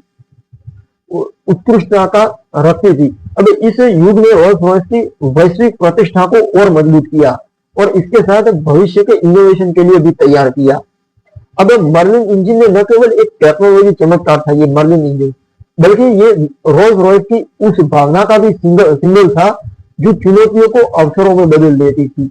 तो ये था दोस्तों द्वितीय विश्व युद्ध और रोल्स रॉयस कंपनी का परिदृश्य, कंडीशन। और अब शुरू करते हैं अब अगला चैप्टर, 7वां चैप्टर, जिसका नाम है भारतीय महाराजाओं और रोल्स रॉयस के बीच संबंध कैसे थे। ये थोड़ा यूनिक पॉइंट है, इसलिए मैंने 7वें चैप्टर में ये ऐड किया है। अब रोल्स रॉयस की कहानी में भारतीय महाराजाओं का स्थान अनूठा और वैभवपूर्ण है। 20वीं सदी की शुरुआत में जब रोल्स रॉयस ने सिल्वर घोस्ट के साथ लग्जरी और इंजीनियरिंग की दुनिया में अपनी पहचान बनाई थी, तब भारत के शाही परिवारों ने इस ब्रांड को अपनी प्रतिष्ठा और वैभव का प्रतीक, सिंबल बनाया। ये वो दौर था जब रोल्स रॉयस की कारें न केवल परिवहन का साधन थी, बल्कि शाही रुतबे, समृद्धि और अनन्यता का भी प्रतीक थी। भारत के महाराजाओं और रोल्स रॉयस का ये रिश्ता, ये संबंध इतिहास में एक सुनहरी कहानी के रूप में दर्ज है। 1910 के दशक तक रोल्स रॉयस ने भारत में अपनी मजबूत उपस्थिति स्थापित कर ली थी दोस्तों, 1910 के दशक तक। अब सिल्वर घोस्ट अपनी बेजोड़ विश्वसनीयता और शानदार डिजाइन के कारण भारतीय शाही परिवारों की पहली पसंद की कार बन गई। दोस्तों एक अनुमान के अनुसार 1914 तक, 1910 में उन्होंने रोल्स रॉयस कंपनी ने भारत के बाजार में उपस्थिति मजबूत कर ली थी, लेकिन एक अनुमान के अनुसार 1914 तक रोल्स रॉयस ने अपनी लगभग 20% कारें भारत को एक्सपोर्ट की थी। 20% कारें, जो 100% में से 20% कारें भारत को एक्सपोर्ट की गई थी। अब मैसूर, बड़ौदा, ग्वालियर, हैदराबाद और जोधपुर जैसी रियासतों के महाराजा थे जो उन्होंने अपने शाही बेड़े में रोल्स रॉयस कारों को शामिल किया था। तो दोस्तों कुछ अनुमानों के अनुसार उस समय भारत के प्रत्येक प्रमुख महाराजा के पास एवरेज 3.5 रोल्स रॉयस कार होने का अनुमान था। ये कारें अक्सर विशेष रूप से अनुकूलित की जाती थी, कस्टमाइज की जाती थी। सोने और चांदी की सजावट, रत्न जड़ित इंटीरियर और शाही प्रतीकों से सजी हुई इनमें से सबसे प्रसिद्ध कहानियों में से एक अलवर के महाराजा जयसिंह प्रभाकर की कहानी है दोस्तों, जो रोल्स रॉयस के साथ अपने अनोखे रिश्ते के लिए जानी जाती है ये कहानी। तो कहानी कुछ यूं है कि एक लोकप्रिय किंवदंती के अनुसार 1920 के दशक में महाराजा जयसिंह लंदन में रोल्स रॉयस के शोरूम में साधारण कपड़ों में गए। अब शोरूम की जो कर्मचारी थी उन्होंने उन्हें पहचानने से इनकार कर दिया कि आप राजा लगते ही नहीं हो, और अपमानित किया उनको। अब महाराजा थे तो जवाब में महाराजा ने 6 रोल्स रॉयस कारें खरीदी और उन्हें भारत लाकर अलवर की जो नगर पालिका थी उसको कचरा स्टोरेज के लिए दान कर दिया दोस्तों। ये महाराजा प्रभाकर जयसिंह प्रभाकर जो थे, महाराजा जयसिंह प्रभाकर, उनकी ये कहानी थी दोस्तों। उन्होंने कचरा पेटी में दान कर दिया क्योंकि उनको इज्जत नहीं दी, तो उन्होंने उनको भी इज्जत नहीं दी। भारत के महाराजा दोस्तों, राजा तो राजा होता है। इस घटना ने रोल्स रॉयस को शर्मिंदगी में डाल दिया और कंपनी ने माफी मांगते हुए महाराजा को अतिरिक्त कारें भेंट की थी दोस्तों। ये थी दोस्तों जयसिंह प्रभाकर की कहानी। और भारतीय महाराजाओं और रोल्स रॉयस के बीच अनूठा रिश्ता था ये। हालांकि इस कहानी की ऐतिहासिक पूर्ण सत्यता पर कुछ इतिहासकारों ने संदेह जताया है, फिर भी ये भारत में रोल्स रॉयस की लोकप्रियता और महाराजाओं के वैभव को दर्शाती है दोस्तों।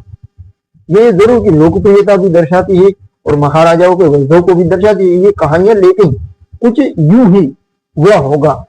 सत्यता, पूर्ण सत्य क्या है ये तो कोई नहीं जानता, लेकिन कुछ ऐसा हुआ था। मतलब नगर पालिका को भेंट की थी और फिर जयसिंह प्रभाकर ने 6 कारें खरीदी और नगर पालिका को भेंट कर दी। ये इसमें पूर्ण सत्य की मैं बात नहीं कर रहा हूँ, मैं कुछ ऐसा हुआ होगा इसकी बात कर रहा हूँ।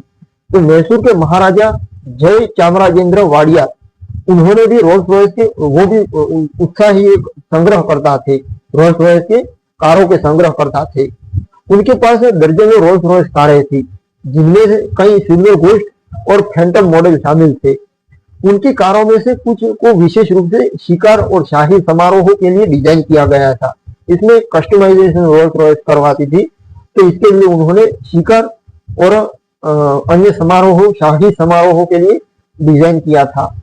जैसे कि शिकार के लिए ऊंचे चेसिस वाली कारें, और बड़ौदा के महाराजा सयाजी राव गायकवाड़ ने भी अपनी रोल्स रॉयस कारों को सोने और रत्नों से सजवाया, जो उनके शाही वैभव का प्रतीक थी। अब रोल्स रॉयस ने भारतीय बाजार को समझते हुए विशेष स्ट्रैटेजी अपनाई। कंपनी ने महाराजाओं की जरूरतों के अनुसार कारों को कस्टमाइज किया, जैसे कि गर्म जलवायु के लिए बेहतर कूलिंग सिस्टम और शाही समारोह के लिए विशाल इंटीरियर। इसके अलावा रोल्स रॉयस ने भारत में डीलरशिप और सर्विस सेंटर भी स्थापित किए, जिसने ब्रांड की पहुंच को, रीच को और बढ़ाया। ये रिश्ता केवल कारों तक सीमित नहीं था दोस्तों। रोल्स रॉयस की एरोस्पेस जो शाखा थी, उसने भी भारत में अपनी अमिट छाप छोड़ी। 1930 के दशक में भारतीय शाही परिवारों और ब्रिटिश औपनिवेशक, जो ब्रिटिशर आए थे अंग्रेज भारत में, उस प्रशासन ने रोल्स रॉयस के इंजनों से संचालित होने वाले विमानों का उपयोग शुरू किया। ये भारत में कंपनी की मल्टीफेसिस प्रतिभा का प्रतीक था दोस्तों। महाराजाओं और रोल्स रॉयस का ये रिश्ता कंपनी की वैश्विक छवि को ज्यादा मजबूत करने वाला साबित हुआ। ये न केवल व्यावसायिक सफलता थी, बल्कि एक सांस्कृतिक और ऐतिहासिक बंधन था, जो आज भी रोल्स रॉयस की कहानियों में जीवंत है दोस्तों। तो ये थी दोस्तों भारतीय महाराजाओं और रोल्स रॉयस के बीच संबंध की कहानी।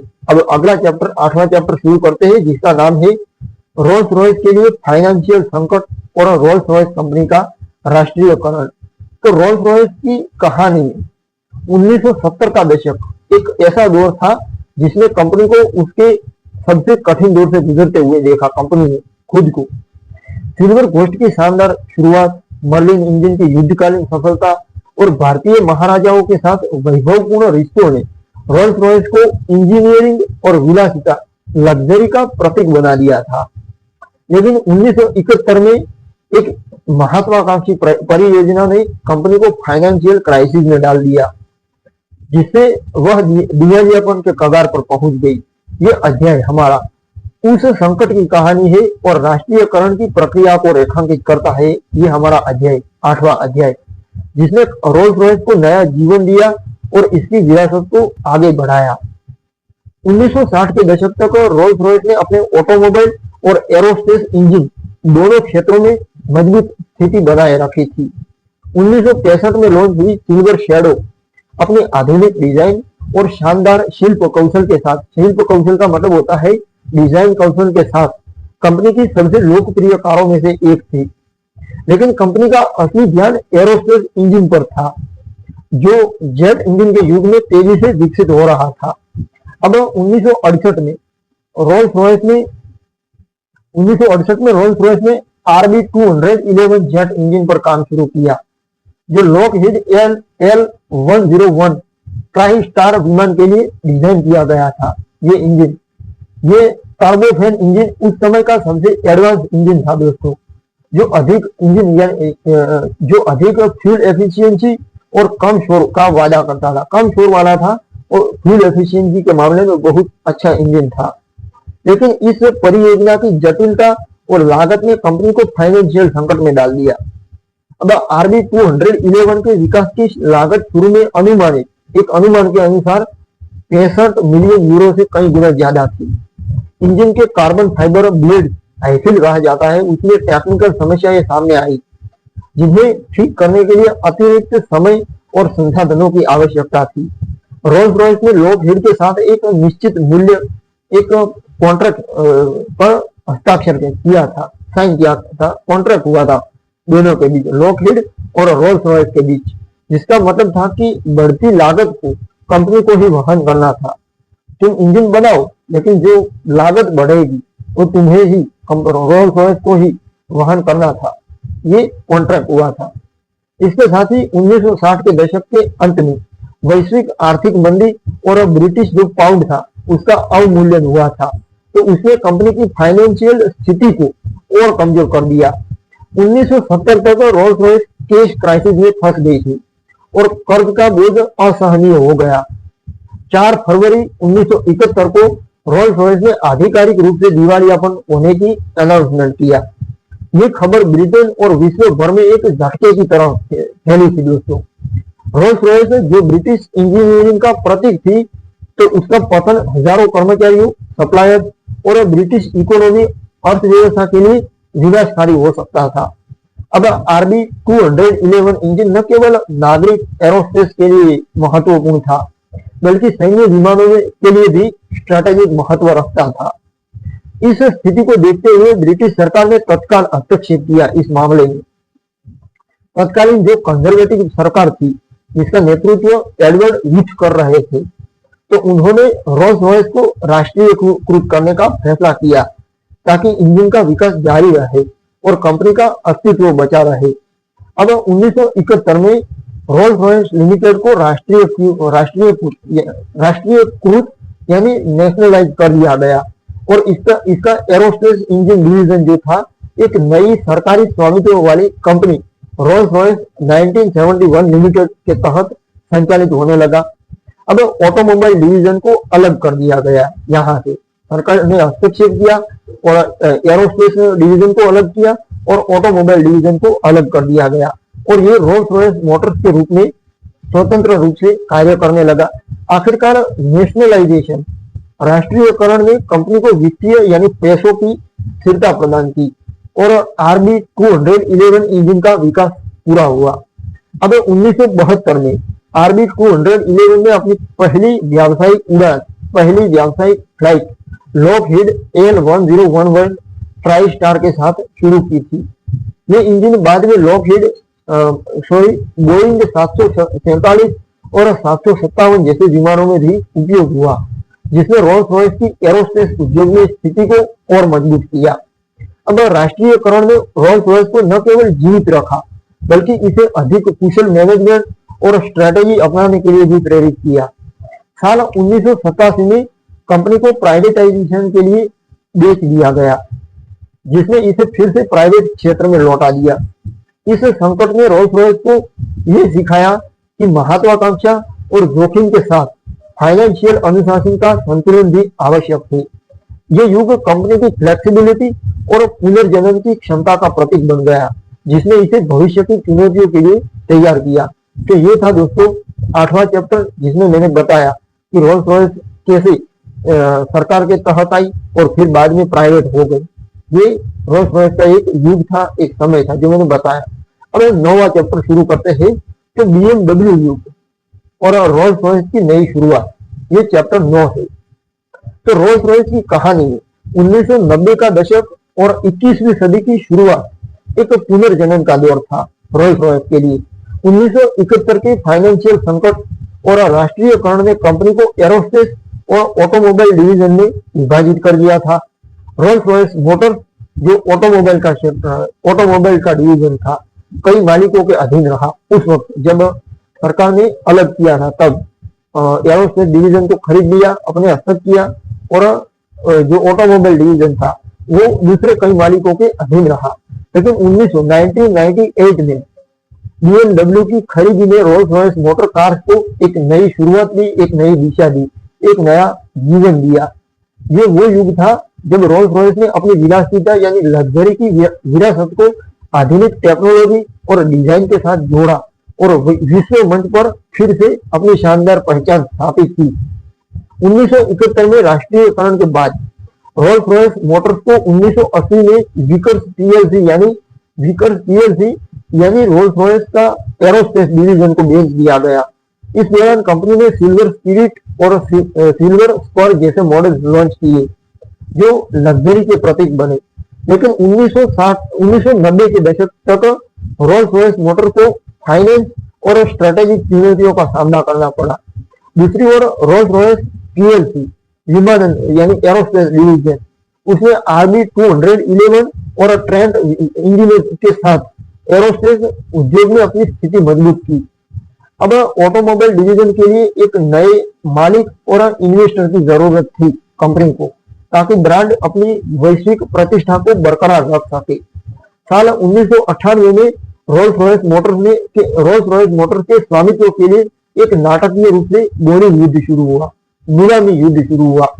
तो जर्मन ऑटोमोबाइल जायंट BMW और फोक्सवैगन दोनों ने रोल्स रॉयस और बेंटले ब्रांड के लिए बोली लगाई।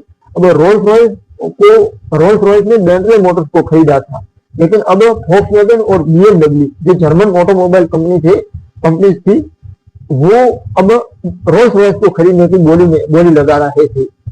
जटिल बातचीत के बाद एक समझौता हुआ और BMW ने रोल्स रॉयस मोटर कार्स के ब्रांड और लोगों के अधिकार हासिल किए, जबकि फोक्सवैगन ने बेंटले और क्रू फैक्ट्री को अपने कब्जे में लिया। यह डील 2003 में प्रभावी हुआ और BMW ने रोल्स रॉयस को फिर से परिभाषित करने की जिम्मेवारी ली।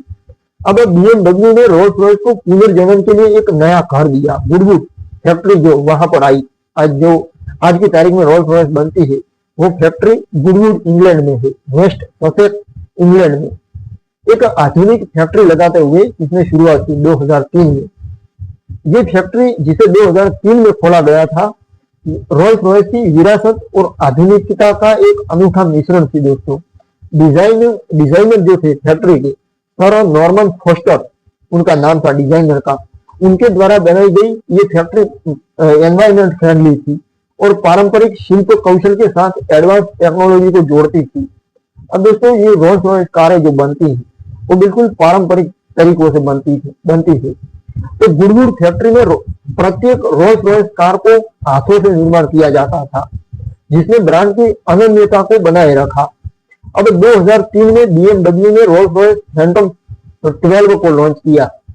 जो अब इसका VII 12 है, रोमन अक्षर जो आते हैं वो इस तरह के आते हैं।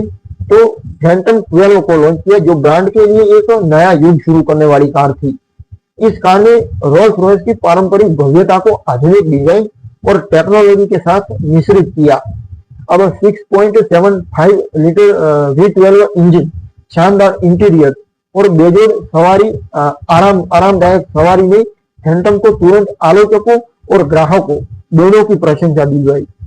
अब फैंटम ने रोल्स रॉयस को फिर से विलासिता के शिखर पर स्थापित किया, लग्जरी के शिखर पर स्थापित किया, और इसकी सफलता ने कंपनी को और इनोवेशन करने के लिए प्रेरित किया। इसके बाद रोल्स रॉयस ने घोस्ट जो 2010 में लॉन्च की, 2012 में रेथ मॉडल रेथ लॉन्च किया और 2015 में रोल्स रॉयस ने डॉन लॉन्च किया। इन तरह के मॉडल कंपनी ने लॉन्च किए जो विभिन्न प्रकार के ग्राहक वर्गों को लक्षित करते थे। अब 2016 में कंपनी ने डिवीजन नेक्स्ट 100 कॉन्सेप्ट कार पेश की। विजन नेक्स्ट 100 डिवीजन में विजन नेक्स्ट 100 कॉन्सेप्ट कार पेश की, जो भविष्य में इलेक्ट्रिक और सेल्फ ड्राइविंग वाहनों की दिशा में एक कदम था रोल्स रॉयस कंपनी का। जबकि रोल्स रॉयस कंपनी BMW के तहत आती है, तो BMW के नेतृत्व में रोल्स रॉयस ने अनुकूलन यानी कस्टमाइजेशन, जिसको बेस्पोक प्रोग्राम कहा जाता है, उस पर विशेष ध्यान दिया, कस्टमाइजेशन पर ध्यान दिया। रोल्स रॉयस कहता है यू आस्क वी डिलीवर, जिसके तहत ग्राहक अपनी कारों को अपनी पसंद के अनुसार डिजाइन कस्टमाइजेशन करवा सकते थे, चाहे वह हीरे जड़ित डैशबोर्ड हो या तारों से सजा हुआ हेडलाइनर। BMW ने रोल्स रॉयस को वैश्विक बाजार में और मजबूत किया, विशेष रूप से एशिया, मिडिल ईस्ट और उत्तरी अमेरिका में। भारत में जहां रोल्स रॉयस की शाही विरासत पहले से ही प्रसिद्ध थी, तो नए मॉडल्स में धनी उद्यमियों और हस्तियों, जो धनी लोग होते हैं, धनी हस्तियां हुई, बड़ी बड़ी हस्तियां होती है, उनको आकर्षित किया रोल्स रॉयस के नए मॉडल की कारों ने। अब एक गुडवुड जगह है, तो गुडवुड का युग, जिसने रोल्स रॉयस को एक आधुनिक फिर भी अपनी परंपराओं से जुड़ा हुआ ब्रांड बनाया, जो भविष्य की ओर अग्रसर था। तो ये था दोस्तों चैप्टर 9, जिसमें BMW ने रोल्स रॉयस को खरीदा और आज BMW के तहत रोल्स रॉयस कारें बनाता है। और ये था तो 10वां अध्याय शुरू करते हैं, रोल्स रॉयस के आधुनिक इनोवेशन और एनवायरमेंट की जिम्मेवारी। ये है चैप्टर 10। रोल्स रॉयस की कहानी में 21वीं सदी का दौर एक ऐसी अवधि है, एक ऐसा कालखंड है, जिसमें कंपनी ने अपनी सदियों की लंबी जो विरासत थी, दोस्तों वो क्या कहते हैं, जंप आ रहा है, हेडकी आ रही है, तो सदियों की लंबी विरासत को आधुनिक टेक्नोलॉजी और पर्यावरणीय जिम्मेवारी के साथ जोड़ा। BMW के एक्विजिशन और गुडवुड युग की शुरुआत ने रोल्स रॉयस मोटर कार्स को विलासिता यानी लग्जरी के शिखर पर स्थापित किया। जबकि Rolls Royce PLC aerospace division उनका, उसने इनोवेशन और स्थिरता के क्षेत्र में एक क्रांतिकारी कदम उठाए कई प्रकार के। अब ये चालू रहेगा जंपिंग, क्योंकि पानी पिया 2-3 मिनट तक इंतजार भी किया कि ये बंद हो जाए, लेकिन हुआ नहीं। अब मेरे पास टाइम के मामले में मैं बिल्कुल करकसर पूर्वक टाइम का यूज करता हूँ। तो दोस्तों जब विलासिता की शिखर पर पुनर्स्थापित किया रोल्स रॉयस PLC ने, यानी उनका एरोस्पेस डिवीजन ने, और इनोवेशन और स्थिरता के क्षेत्र में क्रांतिकारी कदम उठाए। यह युग रोल्स रॉयस की उस क्षमता को दर्शाता है जो परंपरा और भविष्य के बीच संतुलन बनाते हुए भविष्य के बीच संतुलन बनाते हुए वैश्विक चुनौतियों का सामना करती है। दोस्तों साल 2003 में फैंटम 12 की लॉन्चिंग के बाद रोल्स रॉयस मोटर कार्स ने अपने पोर्टफोलियो का एक्सपेंशन किया, अपनी प्रोडक्ट लाइन का एक्सपेंशन किया। 2010 में लॉन्च हुई रोल्स रॉयस घोस्ट जो थी, उसने ब्रांड को उस कस्टमर तक पहुंचाया जो लग्जरी के साथ साथ अधिक कॉम्पैक्ट और ड्राइविंग केंद्रित अनुभव चाहते थे। इसके बाद 2012 का रेथ मॉडल, 2015 का डॉन मॉडल और विशेष रूप से कलिनन जो 2018 में उन्होंने मॉडल लॉन्च किया। ये रोल्स रॉयस की पहली SUV थी कलिनन, और कंपनी को नए बाजारों में ले गई। वैसे कलिनन, जिसका नाम विश्व भर के पूरी दुनिया के सबसे बड़े हीरे के नाम पर रखा गया, उसमें रोल्स रॉयस की विलासिता को ऑफ रोड क्षमता के साथ जोड़ा, जिसे जिसे ये धनी जो कस्टमर थे, विशेष रूप से मिडिल ईस्ट और एशिया में अत्यंत लोकप्रिय हुई ये कार। अब दोस्तों इस कारों में बेस्पोक यानी कस्टमाइजेशन प्रोग्राम ने ग्राहकों को अपनी कारों को व्यक्तिगत रूप से डिजाइन करने की सुविधा दी, जैसे कि तारों से सजा हुआ हेडलाइनर या रत्न जड़ित डैशबोर्ड। दूसरी ओर रोल्स रॉयस पीएलसी यानी एरोस्पेस डिवीजन इनका, उसने एरोस्पेस उद्योग में इनोवेशन को बढ़ावा दिया। ट्रेंट इंजन सीरीज, विशेष रूप से ट्रेंट 700 और ट्रेंट XWB, जिसने बोइंग 787 ड्रीम लाइनर और एयरबस का A350 जैसे विमानों को शक्ति प्रदान की।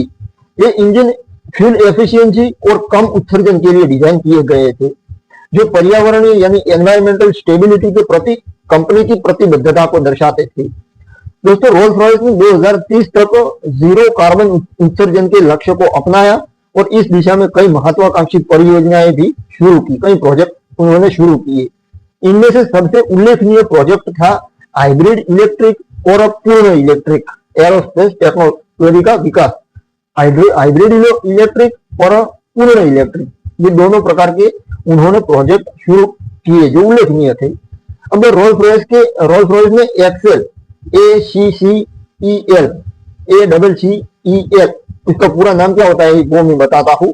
ए का मतलब होता है accelerating the electrification of flight, accel का पूरा नाम ये होता है। तो इस एक्सेल परियोजना के तहत 2020 में एक इलेक्ट्रिक विमान स्पिरिट ऑफ इनोवेशन का परीक्षण किया गया, जो विश्व का सबसे तेज इलेक्ट्रिक विमान बन गया। ये प्रोजेक्ट छोटे लेकिन विमानों के लिए एक नया युग शुरू करने की दिशा में एक कदम थी।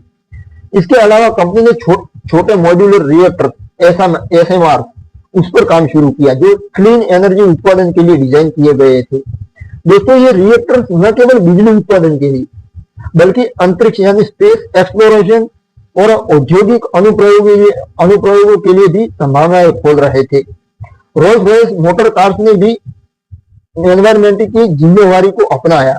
2021 में कंपनी ने अपनी पहली पूर्ण इलेक्ट्रिक कार स्पेक्टर का अनाउंसमेंट किया, जिसे 2030 तक रोल्स रॉयस के सभी मॉडल्स को इलेक्ट्रिक बनाने की योजना के हिस्से के रूप में लॉन्च किया गया। अब स्पेक्टर ने विलासिता यानी लग्जरी के साथ जीरो उत्सर्जन ड्राइविंग का वादा किया, जो रोल्स रॉयस की शांत और सहज सवारी जो की परंपरा जो थी उसको बरकरार रखता था। वैश्विक बाजार में रोल्स रॉयस ने भारत जैसे उभरते बाजारों में अपनी उपस्थिति को और मजबूत किया।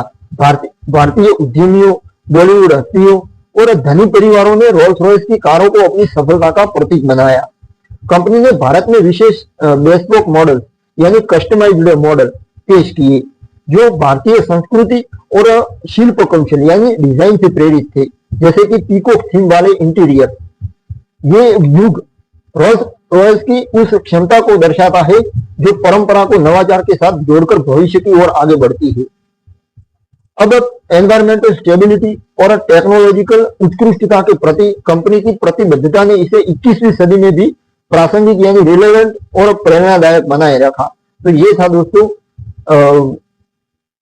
इस कंपनी का 10वां चैप्टर, और अब शुरू करते हैं 11वां चैप्टर। तो 11वां चैप्टर है रोल्स रॉयस का स्पिरिट ऑफ एक्सटेसी और ब्रांड की पहचान, उसके बारे में बात करते हैं। स्पिरिट ऑफ एक्सटेसी क्या है उसके बारे में बात करते हैं दोस्तों। तो रोल्स रॉयस की कहानी में स्पिरिट ऑफ एक्सटेसी केवल एक लोगो या मूर्ति नहीं। अब स्पिरिट ऑफ एक्सटेसी क्या है, उसके वुड पर आगे ऐसी झुकी हुई औरत का स्टैच्यू लगाया जाता है, उसको स्पिरिट ऑफ एक्सटेसी कहा जाता है। तो ये कोई मूर्ति नहीं बल्कि ब्रांड की आत्मा और लग्जरी का प्रतीक है। ये चमकदार पंखों वाली मूर्ति जो है, जो रोल्स रॉयस की हर कार के वुड पर शोभा देती है, कंपनी की अनन्यता, शिल्प कौशल यानी डिजाइन और परंपरा को भी दर्शाती है। हमारा ये 11वां अध्याय रोल्स रॉयस की स्पिरिट ऑफ एक्सटेसी और ब्रांड का पहचान उसके बारे में है। तो हमारा ये अध्याय स्पिरिट ऑफ एक्सटेसी की उत्पन्न कहां से हुआ, ये इसके सांस्कृतिक महत्व और रोल्स रॉयस की ब्रांड पहचान को वैश्विक स्तर पर मजबूत करने में इसकी भूमिका को रेखांकित करता है। हमारा ये 11वां चैप्टर। तो स्पिरिट ऑफ एक्सटेसी उसकी कहानी 1910 के दशक की शुरुआत में शुरू हुई, जब मोटर कारों के लिए वुड के आभूषण जैसे वुड के गहने, जैसे हमारे गहने होते हैं इधर इधर इधर गले में, उस तरह स्पिरिट ऑफ एक्सटेसी भी ये शुरुआती हुई 1910 में, जब मोटर कारों के लिए वुड के आभूषण जिसको मैस्कट कहा जाता है उसको वो लोकप्रिय हो रहे थे। अब उस समय कुछ रोल्स रॉयस मालिक अपनी कारों पर व्यक्तिगत मूर्तियां लगाने लगे। जो कंपनी के मैनेजिंग डायरेक्टर थे क्लॉड जॉनसन, उनको अनुचित लगता था। जॉनसन चाहते थे कि रोल्स रॉयस की हर कार में एक ऐसी मूर्ति से रोल्स रॉयस की कार एक ऐसी मूर्ति से सुशोभित होनी चाहिए जो ब्रांड की प्रतिष्ठा और उत्कृष्टता को दर्शाए। इसके लिए उन्होंने प्रसिद्ध मूर्तिकार चार्ल्स साइक्स नाम के व्यक्ति को चुना और साइक्स ने 1911 में स्पिरिट ऑफ एक्सटेसी को डिजाइन किया, जो एक पंखों वाली महिला की आकृति थी जो आगे की ओर झुकी हुई थी और मानो हवा में उड़ रही हो। पंख थी उसके शरीर के, जैसे हमारे हाथ होते हैं ना उस तरह के पंख होते थे उस मूर्ति के अंदर। अब इस मूर्ति का डिजाइन लॉर्ड मॉन्टेग्यू ऑफ ब्यूलियू, उसकी सचिव और प्रेमिका दोनों, सचिव भी थी और लॉर्ड मॉन्टेग्यू ऑफ ब्यूलियू की सचिव और प्रेमिका थी, एलेनोर वेलास्को थॉर्नटन उसका नाम था उस औरत का, एलेनोर वेलास्को थॉर्नटन, उससे प्रेरित था ये स्पिरिट ऑफ एक्सटेसी। ये मूर्ति रोल्स रॉयस की कारों पर इतनी प्रतिष्ठित हो गई कि ये ब्रांड का पर्याय बन गई। अब दोस्तों स्पिरिट ऑफ एक्सटेसी का डिजाइन समय के साथ विकसित हुआ। शुरू में ये सिल्वर प्लेटेड थी, लेकिन बाद में स्टेनलेस स्टील, सोना और यहाँ तक कि रोशनी से जगमगाने वाली पारदर्शी मटेरियल में से भी बनाई गई। कुछ विशेष वर्जन में कार के संस्करणों में, जैसे कि बेस्पोक मॉडल्स में, बेस्पोक यानी एक्सट्रीमली कस्टमाइज्ड मॉडल, कस्टमर द्वारा कस्टमाइज किए गए मॉडल कार, उसमें इसे हीरो और अन्य कीमती रत्नों से सजाया गया था। अब मूर्ति का एक अनूठा टेक्नोलॉजी टेक्नोलॉजी का भी एक पहलू है यहाँ पर कि इसे कार में एक रिट्रैक्टेबल मैकेनिज्म के साथ लगाया जाता है, जो इसे चोरी या क्षति से बचाता है। क्योंकि ये महंगी होती है, वहां पर लाखों का करोड़ों का हीरा कई लोग लगाते हैं, जो अमीर लोग हैं वो, इसलिए रिट्रैक्टेबल मैकेनिज्म के साथ लगाया जाता है, जो इसे चोरी और ईजा क्षति से टूटने फूटने से बचाता है। ये सिस्टम रिट्रैक्टेबल सिस्टम जो आता है वो, ये छोटा सा विवरण रिट्रैक्टेबल मैकेनिज्म, ये छोटा सा विवरण कंपनी रोल्स रॉयस कंपनी की पूर्णता के प्रति प्रतिबद्धता को दर्शाता है दोस्तों। अब स्पिरिट ऑफ एक्सटेसी ने रोल्स रॉयस की ब्रांड पहचान को परिभाषित करने में महत्वपूर्ण भूमिका निभाई। ये मूर्ति न केवल लग्जरी का प्रतीक थी, बल्कि गति यानी स्पीड, स्वतंत्रता यानी इंडिपेंडेंस और उत्कृष्टता यानी एक्सीलेंसी की भावना को भी व्यक्त करती थी।